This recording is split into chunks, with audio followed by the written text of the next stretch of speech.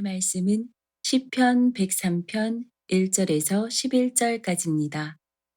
다 같이 합독하시겠습니다. 내 영혼아 여호와를 송축하라. 내 속에 있는 것들아 다 그의 거룩한 이름을 송축하라. 내 영혼아 여호와를 송축하며 그의 모든 은택을 잊지 말지어다. 그가 내 모든 죄악을 사하시며 내 모든 병을 고치시며 내 생명을 파멸에서 속량하시고 인자와 긍휼로 관을 씌우시며 좋은 것으로 내 소원을 만족하게 하사 내 청춘을 독수리같이 새롭게 하시는도다. 여호와께서 공의로운 일을 행하시며 억압당하는 모든 자를 위하여 심판하시는도다.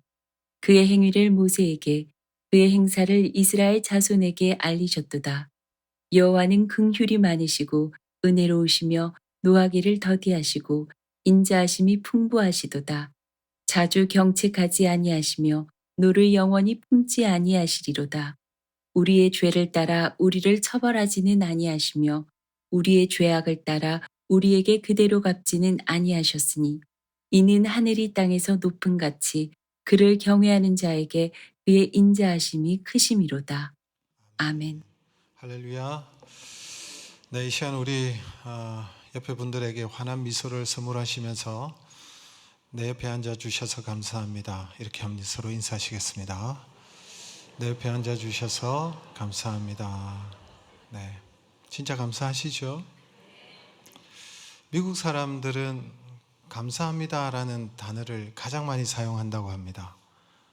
Thank you라는 말을 많이 사용하죠. 저도 미국 가보니까 그 소리가 굉장히 많이 들려요. 근데 한국 사람들도요, 한국에서는 별로 감사합니다 얘기 안 하는데 미국만 가면 감사하다는 말을 많이 하시더라고요. 왜 그럴까요? 알고 있는 단어가 몇 단어가 안 돼요. Thank you, thank you. 네. 그래서 이런 생각을 해봤습니다. 좋은 단어만 알고 있으면 이 세상이 참 좋은 세상이 되겠다. 네. 여러분, 이 세상에 가장 아름다운 단어가 있다면 감사합니다라는 단어가 아닐까요?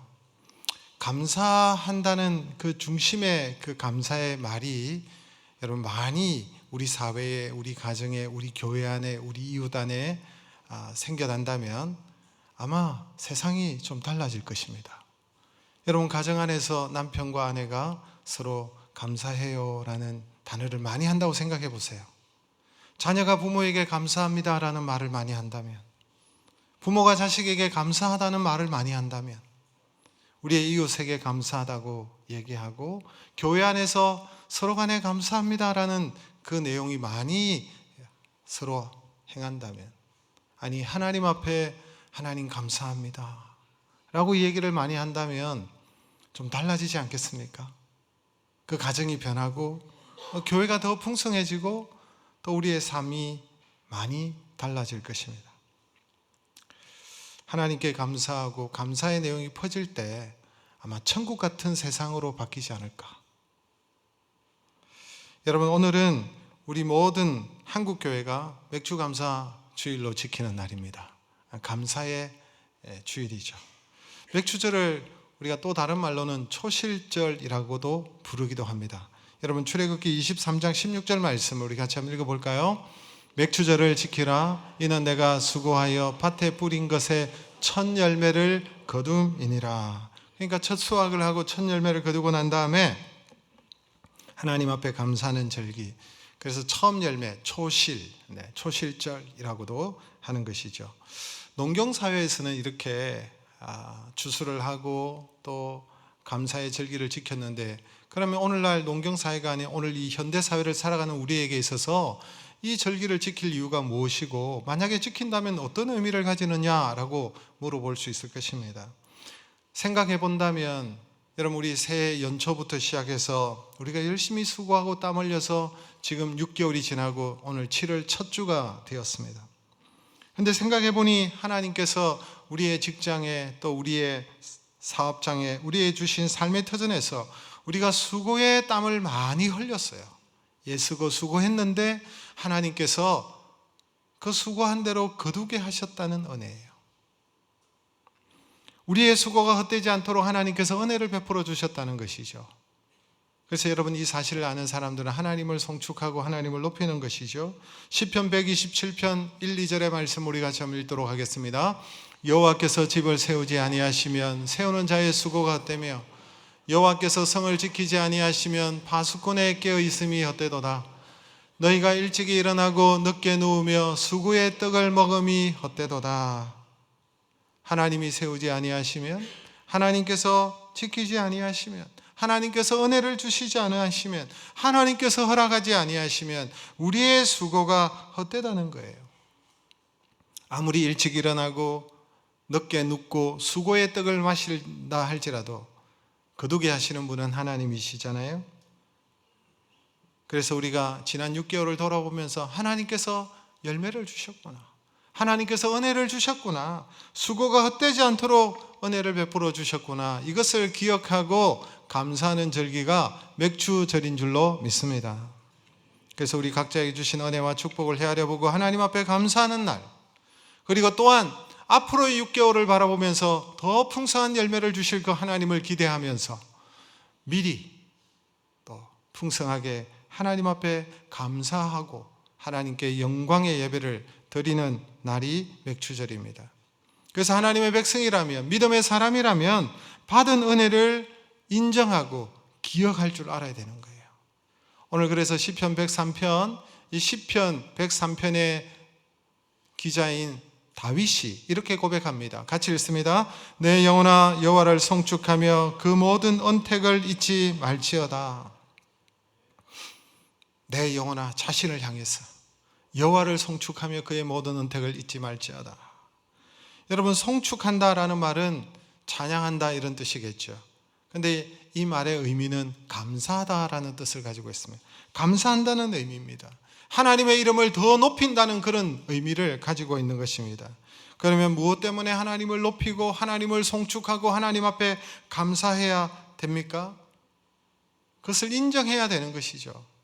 그 모든 언택을 잊지 말지어다. 하나님께서 우리에게 베풀어 주신 그 언택을, 그것을 인정해야만 우리가 감사할 수 있잖아요. 하나님께서 내게 무슨 은혜를 주셨나? 별로 하나님께서 나에게 주신 은혜가 없는데, 나는 받은 것이 없는데, 하나님이 나에게 아무것도 안 해주셨는데 내가 무슨 감사를 하나님 앞에 드릴 수 있지? 그러면 감사할 수 없는 것이죠. 하나님의 은혜를 인정하지 않으면 감사할 수 없는 것입니다. 그런데 여러분 아십니까? 하나님께서는 우리에게 수만 가지의 은혜를 베풀어 주셨음에도 불구하고 죄된 본성을 가지고 있는 우리는 하나님의 은혜를 인정하지 않고요, 하나님의 은혜를 은혜였다라고 얘기하면서도 금방 잊어버리고요, 망각해버리는 것이 우리의 모습입니다. 뿐만 아니라 내게 채워지지 않는 것, 내게 부족한 것, 내가 바라는 것인데 그것이 채워지지 않을 때 오히려 그로 인하여 하나님 앞에 불평하고 원망하는 것이 우리의 모습 아닙니까? 우리에게 베풀어 주신 수만 가지 은혜 가운데 한두 가지 채워지지 않는 그 문제를 가지고 우리는 하나님 앞에 감사하지 못하고 원망하는 것이 여러분 우리의 모습이라는 거예요. 사실 그 몇 가지 문제도, 나에게 부족한 그 부분들도 따지고 보면 하나님 탓이 아니라 내가 잘못해서, 내가 범죄해서 죄의 결과로 생긴 것입니다. 그런데 이것도 하나님을 탓하는 것입니다. 하나님을 원망하는 것입니다. 하나님께 심통을 부리고 하나님께 불평을 터뜨리는 것이죠. 잘 되면 하나님의 은혜인 줄 모르고 우연히 이런 일이 일어났겠지, 내가 잘해서 이런 좋은 결과를 얻었지 라고 생각합니다. 그러나 못되면 누구 탓을 하는 거예요? 하나님 탓하는 거예요. 왜 하나님께서 이렇게 하시나? 모든 것이 하나님의 탓입니다. 그런데 오늘 시편의 기자 다윗은 이런 잘못을 범하지 않습니다. 하나님의 은혜가 무엇인지 그는 기억하고 하나님을 인정하고 하나님께 송축하고 하나님께 감사하는 모습을 오늘 시편 103편의 내용을 우리가 살펴보면 그가 얼마나 가슴 벅차하면서 하나님 앞에 찬송하고 있는지, 하나님께 감사하고 있는지 시편 103편의 내용을 여러분 우리가 살펴보면 알 수가 있는 거예요. 도대체 다윗은 무엇을 가지고 하나님 앞에 감사하고 있을까요? 오늘 본문의 내용을 한번 살펴보겠습니다. 첫 번째는 그가 가장 먼저 하나님 앞에 감사하는 이유는 죄를 사하여 주신 은혜에 대해서 감사하고 있어요. 우리 3절의 말씀을 우리 같이 읽겠습니다. 3절. 저가 내 모든 죄악을 사하시며 내 모든 병을 고치시며. 다윗은 하나님께서 죄를 사하여 주시는 것에 대해서 가장 먼저 감사하고 있습니다.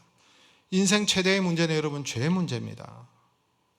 그런데 우리의 죄를 사하시고 용서해 주신 그 하나님 앞에 그래서 가장 먼저 이 내용을 가지고 감사하는 것입니다.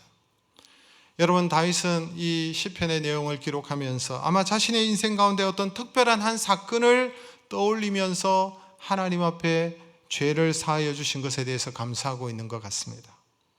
아마 그 사건이 무엇일까요? 다윗의 인생 가운데 지워지지 않는 그의 죄악이 무엇입니까? 바세바의 사건 아니겠습니까? 다윗이 왕이 된 후에 바세바라는 여자를 보고는 한눈에 반해버린 거예요. 그런데 이 여인은 유부녀였습니다. 남편이 있는 여자였습니다. 그 남편은 자신에게 소중한 신하였죠. 우리아라는 중신이었습니다. 나라와 민족을 위해서, 이스라엘을 위해서 깊은 적지에 나가서 싸우고 있는 장수였습니다. 그런데 다윗이 그 남편을 더 깊은 적진에 홀로 보내서 죽이지 않습니까? 그리고 이 여자가 남편의 장사를 지내고 나니 데려다가 자신의 아내로 삼아버립니다. 얼마나 악합니까? 그래서 하나님께서 나단 선지자를 통해서 책망하시죠. 너와 바세바 사이에 태어난 그 아이가 죽을 것이다. 하나님께서 말씀하셨어요. 그 말씀이 떨어지니 그 아이가 몹시 앓기 시작합니다. 아이가 알아눕고 생명의 경각에 달려있을 때 다윗이 어떻게 합니까? 사무엘하 12장 16절에 18절에 보면 나타나고 있습니다. 우리 같이 한번 읽겠습니다. 다윗이 그 아이를 위하여 하나님께 간구하되 다윗이 금식하고 안에 들어가서 밤새도록 땅에 엎드렸으니 그 집의 늙은 자들이 그 곁에 서서 다윗을 땅에서 일으키려 하되 왕이 듣지 아니하고 그들과 더불어 먹지도 아니하더라. 이래 만에 그 아이가 죽으니라. 다윗이 그 아이를 살리기 위해서 하나님 앞에 매달리지 않습니까? 7일간 금식하고 철회하면서 땅에 엎드려 하나님 앞에 이 아이를 살려달라고 하나님 앞에 먹지도 않고 자지도 않고 하나님 앞에 엎드렸습니다. 그런데 하나님 고쳐주시지 않았어요. 그 아이는 결국은 죽었습니다. 여기서 우리에게 드는 의문점이 무엇입니까? 이렇게 간절히 기도했는데 아이는 죽었는데 오늘 다윗은 어떻게 자신의 죄를 사하여 주셨다고, 하나님의 모든 병을 고쳐주셨다고 이렇게 기도할 수 있을까? 그런 생각이 들지 않습니까?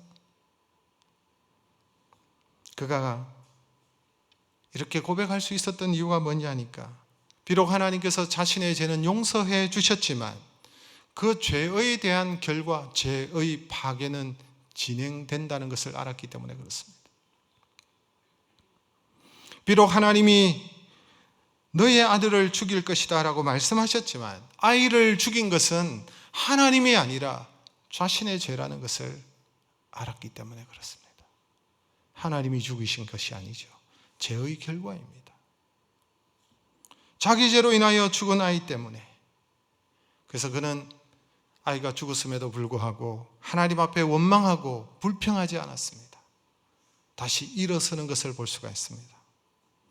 여러분, 다윗이 이 큰 죄를 범했음에도 불구하고 하나님은 다윗의 그 회개를 받아주셨고 용서해 주셨고, 다윗이 계속해서 왕의 직무를 감당할 수 있도록 하나님께서 그에게 왕의 사명을 계속 감당할 수 있도록 하셨고, 사울 왕처럼 그 왕직을 피하지 아니하시고 그렇게 하셨고, 뿐만 아니라 다윗과 바세바가 두 번째 아이를 낳았을 때 그 낳은 아들이 솔로몬이었습니다. 그래서 하나님께서 이 아들을, 이 솔로몬을 다윗의 뒤를 이어 왕이 되게 하는 것을 볼 수가 있습니다. 이를 통해서 하나님께서 그들을 용서하셨고 은혜를 베푸셨다는 사실을 우리가 다시 확인할 수 있는 것입니다. 다윗이 오늘 본문에 보면 우리가 읽지 않았지만 103편 12절에 이런 말씀을 하고 있습니다. 같이 한번 읽겠습니다. 동이 서에서 먼 것 같이 우리의 죄과를 우리에게서 멀리 옮기셨으며. 여러분, 동과 서는 만날 수가 있습니까? 동과 서는 만날 수가 있어요? 동쪽, 서쪽 못 만나죠. 멀어질 뿐입니다. 만날 수가 없습니다. 근데 다윗이 고백하기를 자신의 죄가 동과 서가 만날 수 없듯이 하나님께서 그렇게 옮겨버리셨다. 하나님께서 내 죄를 용서하셨다는 것입니다. 여러분, 다윗이 얼마나 이 죄로 말미암아 괴로웠을까요? 얼마나 여러분 그가 죄책감에 시달렸을까요? 자신의 죄를 왜 모르겠습니까? 그래서 어쩌면 다윗이 바세바를 자신의 아내로 삼았지만 아마 바세바와 멀리 했을 가능성이 높습니다. 왜? 바세바를 보면 자신의 죄가 떠오르잖아요. 근데 하나님께서 다윗을 사하시고 솔로몬을 주시고 은혜를 베풀어 주셨다는 사실을 우리가 볼 수가 있는 것입니다. 이처럼 하나님은 우리의 죄를 사하시는 분이십니다. 죄 사함은 우리가 경험하는 가장 본질적인 은혜입니다. 우리는 반드시 죄로 말미암아 죽어야 되고 멸망받아야 될 인생이지만 하나님은 그 죽음의 형벌을 오히려 자신의 아들인 예수 그리스도에게 우리의 죄를 전가시켜 우리를 대신해서 죽게 하심으로 말미암아 우리를 죄로부터 해방시켜 주시고 용서하신 것입니다.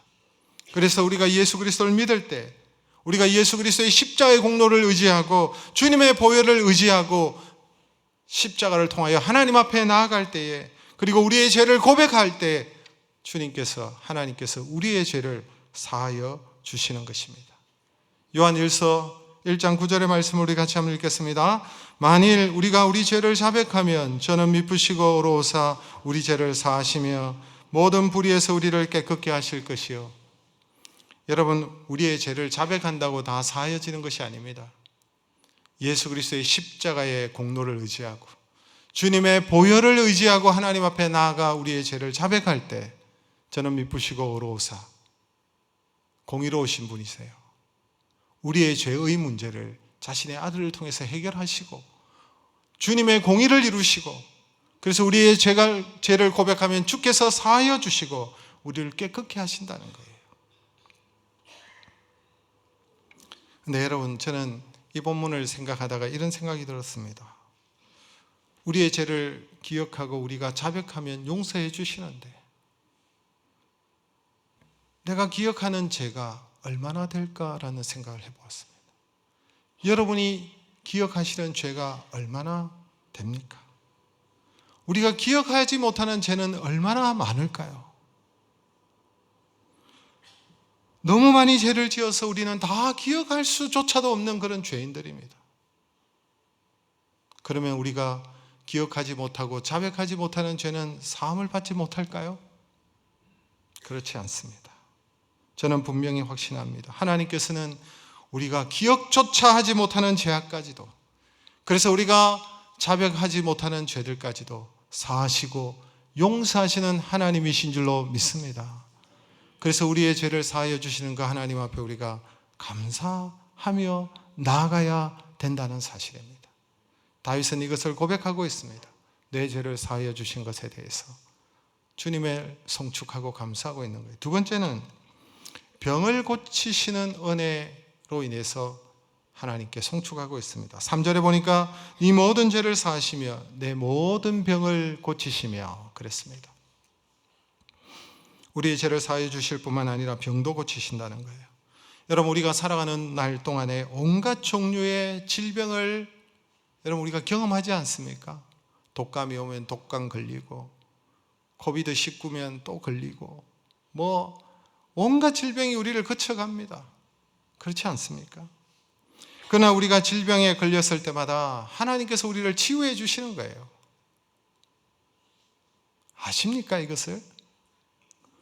하나님이 우리의 몸 안의 질병을 치유할 수 있도록 온갖 시스템을 마련해 주셨잖아요.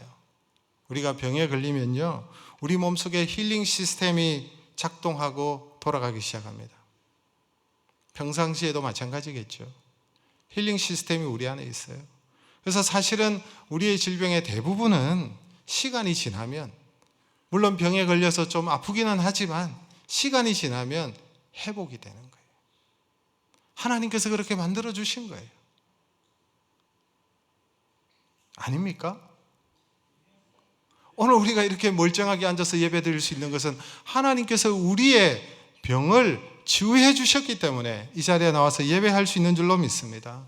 또한 하나님은요, 믿음의 사람들이 병든 사람에게 손을 얹고 기도할 때에 기적을 일으켜 주시고 병을 고쳐 주시기도 하십니다. 야고보서 5장 15절에 보니까 믿음의 기도는 병든 자를 구원하리니 주께서 그를 일으키시리라. 믿음의 기도입니다. 믿음의 기도. 우리가 기도하면 치료의 하나님께서 고치시는 거예요. 여러분, 사실 우리의 병은요, 죄악과 관련이 많습니다. 죄악과 관련되어져 있습니다. 모든 병은 죄와 관련이 있습니다. 죄악 때문에 우리의 병이 생긴다고 해도 틀린 말이 아닙니다. 물론 대부분은 그렇지만 아닌 경우도 있습니다. 꼭 그렇게만 볼 수는 없겠지만 여러분, 그러나 우리의 죄와 질병은 관련이 있습니다. 왜 우리에게 죽음이 왔습니까? 죄 때문이 아닙니까? 죄의 삭은 사망입니다. 죽음이 왔습니다. 왜 죽음이 옵니까? 질병이 들어오는데 이 질병이 치료가 안 되는 거예요. 그래서 여러분, 병과 죄악은 관련이 있습니다. 단적인 예로 우리 예수님께서 한 중풍병자를 고치시는 장면이 나오죠. 중풍병자를 향하여 주님께서 뭐라고 선언하시냐 하니까 깨끗할지어다 이런 내용을 안 하시고 네 죄 사함을 받았느니라 이렇게 말씀하셨어요. 왜 중풍병자 환자에게 네 죄 사함을 받았느니라 이렇게 말씀하실까요? 그런데 주님께서 그렇게 선언하시자 이 중풍 환자가 여러분 질병이 떠나갑니다. 고침을 받습니다. 죄와 질병은 관련이 있는 거예요. 그러므로 죄 사함이 우리에게 있어 본질적인 거예요. 죄로 인해서 불행이 왔기 때문에 그렇습니다. 그래서 인간의 본질적인 필요는 병 고침이 아니라 그보다 더 중요한 것은 죄 사함인 줄로 믿습니다. 우리의 죄가 사함을 받고 하나님과 바른 관계를 맺으면 육체도 건강해지는 것을 볼 수가 있습니다. 인간은 영과 육으로 되어져 있습니다. 영과 육입니다. 분리되지 않습니다. 살아있는 존재는 영과 육으로 되어져 있습니다. 유기체적으로 함께 관련되어 있는 것이며, 그러므로 영적으로 문제가 해결되면, 우리의 죄의 문제가 해결되면 우리의 육체도 건강하게 되는 경우들이 많이 나타나고 있습니다.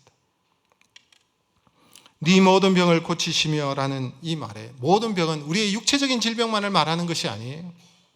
우리의 정신적인 질병도 있습니다. 육체의 질병, 상한 마음, 실패, 포기, 절망, 고독 등등 모든 것이 여러분 병이에요.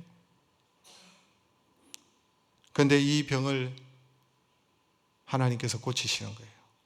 출애굽기 15장 26절에 나는 너를 치료하는 여호와라 라고 말씀하고 있습니다. 여호와 라파, 치료의 하나님, 삼매시고 꿰매시고 우리를 온전케 하시는 하나님, 그 하나님이심을 말하고 있는 거예요. 여러분, 이게 임상적인 실험을 통해서 아니면 또한 결과를 통해서 이런 내용들을 여러분 말들을 많이 하고 있습니다. 미국의 듀크 대학병원에서 매주일 교회에 나가서 예배를 드리는 사람과 그렇지 않는 사람 사이에 조사를 했는데 매일같이 예배를 드리는 사람이 예배를 드리지 않는 사람보다 평균 수명이 7년이 더 길다는 것이 여러분 결과가 나왔습니다. 그런 보고가 나왔습니다. 4,000명을 대상으로 조사한 바에 의하면 예배에 참석해서 찬양하고 기도하고 말씀을 들을 때에 정신적인 질병이 떠나가고 우울증이 확연히 줄어드는 효과가 있음을 말하고 있습니다. 여러분, 그래서 우리가 하나님 앞에 나올 때마다 하나님은 우리를 영적으로, 정신적으로, 육체적으로, 전인적으로 오늘도 이 시간도 치료하시는 하나님이신 줄 믿습니다. 우리가 예배를 드리면 샘이 나고 우리가 예배를 드리면 하나님을 만나면 우리가 이전과는 다른 우리의 모습이 되는 거예요. 오늘 본문 13절에 보니까 이런 말을 하고 있습니다. 14절에 우리 같이 한번 읽어볼까요? 이는 저가 우리의 체질을 아시며 우리가 진토임을 기억하심이로다. 우리를 창조하셨기 때문에 우리의 체질을 하나님은 아신다는 거예요. 우리가 흙으로 지음받았기 때문에 우리가 진토임을 아신다는 것입니다. 원인을 몰라서 고치지 못하는 질병이 얼마나 많은지 모릅니다. 그러나 하나님은 나의 체질을 아시고 나의 생각을 아시고 나의 과거를 아시고 나의 상처를 아시고 나의 마음을 아시고 나의 과거와 현재와 내일 일까지 아시는 분이 우리 하나님이시기 때문에 우리를 고치시고 우리를 새롭게 하실 수 있는 분인 줄로 믿습니다. 여호와를 경외하는 자들에겐 치료의 광선을 바라신다고 말씀하셨어요. 그래서 여러분, 우리의 병을 고치시는 그 하나님으로 인하여 감사하는 저와 여러분 되시기를 주님의 이름으로 축복합니다. 세 번째로 무엇에 대한 은혜에 감사하고 있습니까? 위기에서 건져주신 은혜에 대해서 감사하고 있습니다. 4절의 말씀 우리 같이 한번 읽도록 하겠습니다. 내 생명을 파멸해서 속량하시고 인자와 긍휼로 관을 씌우시며 네 생명을 파멸해서 속량하시고 생명을 파멸해서 속량하셨다. 건져주셨다. 다른 말로 하면 우리가 감당치 못하는 위기 가운데 죽음의 위기일 수도 있고 우리가 감당하지 못하는 그 위기 속에서 그때마다 건져주셨다는 말이에요. 이것을 알고 지금 다윗이 하나님 앞에 찬양하고 있습니다. 여러분, 우리 인생 가운데 위기가 많지 않았습니까? 저도 돌아보니 몇 가지가 떠오릅니다. 제가 어릴 때 이런 말을 들었던 것 같습니다. 제가 워낙 약해서 저게 사람이 되겠나 이런 얘기를 하셨다고 해요. 그런데 지금 보십시오. 사람 돼 있잖아요. 57년 동안 잘 주의 은혜로 서 있습니다. 제가 물에 빠져 죽을 뻔한 적도 있습니다. 우리 어머님에게는 말씀드린 적이 없는데 거의 죽다가 살아난 적이 있습니다. 미국에서 유학 시절에 자동차 사고가 났습니다. 큰 아주 대형 덤프 트럭은 아닌데 미국 사람 트럭을 좋아하잖아요. 그 트럭에 부딪혔어요. 그래서 제 차는 소형차였는데 팽 돌면서 완전히 폐차가 됐습니다. 근데 저는 멀쩡하게 그 속에서 걸어 나왔습니다. 최근에는 갑자기 급성으로 쓰러져서 병원에 실려가서 병원 신세를 진 적도 있습니다. 우리 인생 가운데 위기가 있잖아요. 그 순간에 하나님께서 붙들어 주셔야 되는 것입니다. 저만 그런가요? 여러분 그렇지 않습니까? 우리가 의식하든 의식하지 못하는 상황 속에서도 우리 인생의 수많은 위기들이 우리에게 지나가고 있는데 그 가운데 하나님께서 붙들어 주시는 거예요. 어떤 분들은 정말 기적 같은 일들이 일어나죠. 높은 곳에서 떨어졌는데도 살아난 분들이 계시고요. 어떤 분들은 말기암 환자고 그래서 소망이 없다고 하는데 기적적으로 살아나시는 분들이 있습니다. 기적이 일어나는 거예요. 여러분, 우리 인생이 얼마나 어리석은지 아십니까? 인생은 어리석기 때문에 하나님께서 정해주신 그 정상적인 인생의 항로를 걸어가야 되는데 인생은 어리석기 때문에 이 정상적인 항로로 인생의 항로로 걸어가지 않고 곁길로 빠질 때가 얼마나 많은지 모릅니다. 곁길로 빠지면 위험한 상황이 도래합니다. 멸망의 자리로 가게 되는 것입니다. 오래된 사건인데 1983년도 9월에 있었던 사건인데요. 대한항공 비행기가 미국에서 출발해서 한국으로 돌아오는데 이게 정상 항로를 벗어나가지고 이전에 여러분 그 소련이 무너지기 전입니다. 지금은 러시아지만 구소련 영토 안으로 우리나라 비행기가 들어간 거예요. 항로를 벗어난 거예요. 어떻게 됐을까요? 미사일 공격으로 공중에서 폭파된 적이 있습니다. 그게 1983년 9월 1일 사건일 겁니다. 269명이 사망했습니다. 공중에서 미사일이 터져가지고 공격을 해서. 여러분, 우리의 항로를 벗어나면 이렇게 위험한 것입니다. 우리 인생도 마찬가지예요. 죄로 말미암아 우리 인생의 항로가 벗어나고 죄의 유혹으로 말미암아 우리가 항로를 벗어나고 걸어가야 될 바른 길을 걸어가지 못하고 멸망의 길로 걸어갈 때가 얼마나 많은지 몰라요. 그런데 하나님께서 우리를 그 파멸의 순간에 지키시는 거예요. 그래서 우리를 붙들어 주시는 거예요. 오늘같이 우리가 살아가고 하나님을 찬양하고 하나님 앞에 나올 수 있었던 것은 하나님의 은혜 없이는 설명할 수 없다는 사실입니다. 여러분, 다윗도 마찬가지지 않습니까? 수많은 파멸의, 생명의 파멸의 위기에 있었습니다. 13년 동안 여러분 사울왕에게 쫓기면서 도망다니는 삶을 살았습니다. 왕이 죽이겠다고 하는데 어떻게 살아요? 그 순간순간마다 위기마다 하나님께서 살려주셨고 은혜를 주셨고, 왕이 된 이후에도 얼마나 많은 위기와 어려움들이 있었습니까? 그 사실을 알기 때문에 하나님 앞에 이렇게 주님을 송축하고 주의를 높이는 거예요. 하나님을. 오늘 본문에 보니까 이런 내용이 있습니다. 우리 하나님께서 우리를 건지시는데 왜 건져주시느냐? 오늘 본문에 보니까 네 생명을 파멸해서 속량하시고, 그 다음 본문에 인자와 긍휼로 관을 씌우시며 그랬어요. 여러분, 관을 머리에 씌운다는 것은 왕관을 의미하는 것입니다. 왕관. 그런데 우리에게 씌워주신 이 왕관은 특별한 왕관이라는 것입니다. 인자와 긍휼의 왕관을 씌워주셨다는 거예요. 상징적인 표현이죠. 인자와 긍휼의 왕관. 왜 이런 표현을 했을까요? 다윗이. 여러분, 하나님께서 우리의 머리에다가 은혜와 자비와 긍휼을 얼마나 많이 베풀어 주시는지, 끊임없이 인자와 긍휼과 자비를 베풀어 주시는 하나님이시기 때문에 우리가 쓰고 다니는 이 관은 인자와 긍휼의 관이라는 거예요. 다윗이 13절에 이런 표현을 하고 있습니다. 아버지가 자식을 긍휼히 여긴같이 하나님께서 그렇게 긍휼히 여기신다는 거예요. 그 긍휼 때문에 우리가 살아가는 거예요. 그 긍휼 때문에. 아버지가 자식을 바라볼 때 늘 긍휼함이 있지 않습니까? 아버지가 자식을 바라볼 때, 아들을 바라볼 때 불쌍히 여기는 마음이 있지 않습니까? 아비가 자식을 사랑함 같이 하나님께서 그렇게 우리를 긍휼히 여기신다라고 얘기하고 하나님을 송축하고 있는 다윗의 모습을 보여주고 있는 것입니다. 8절에도 이런 말씀이 있습니다. 8절 같이 읽어볼까요? 여호와는 긍휼이 많으시고 은혜로우시며 노하기를 더디하시고, 긍휼이 많으시고 노하기를 더디하시고 오래 참으시고 기다려주시고, 당자가 아버지 집을 떠나서 인생을 망치고 있을 때도 그 아버지는 동구 밖에서 그 아들이 돌아오기를 기다리고 또 기다리고 목이 빠지도록 기다리고, 하나님 아버지의 심정을 표현하고 있는 것입니다. 우리가 돌아오기를, 회개하고 돌아오기를. 다윗이 여러분 범죄하고 난 다음에 1년 동안 하나님 앞에 나아가서 하나님 앞에 자백하지 않았습니다.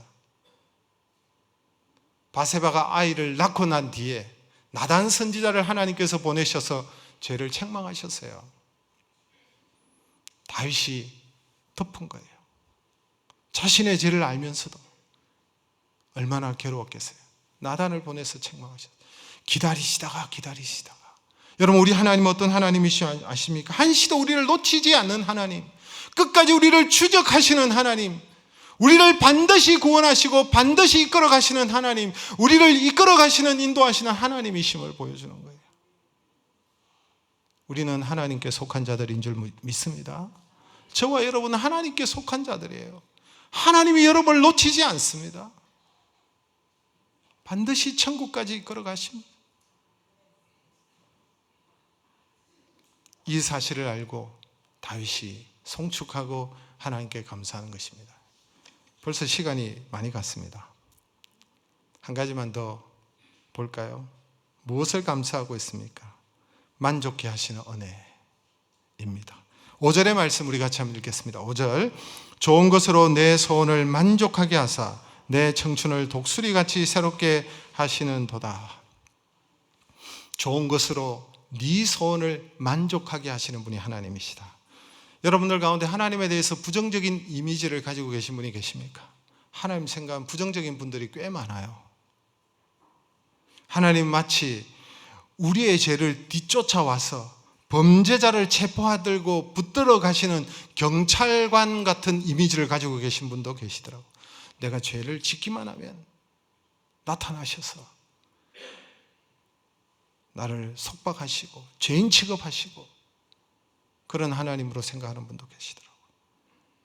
내가 가지고 있는 모든 것을 다 막으시고 금하시고 하지 못하게 하시고 막으시고 누리지 못하게 하시는 그런 하나님으로, 부정적인 하나님으로 생각하는 분들이 있습니다.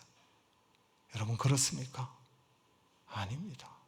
우리 하나님은 그런 하나님이 아니십니다. 우리에게 만족을 주시는 분이십니다.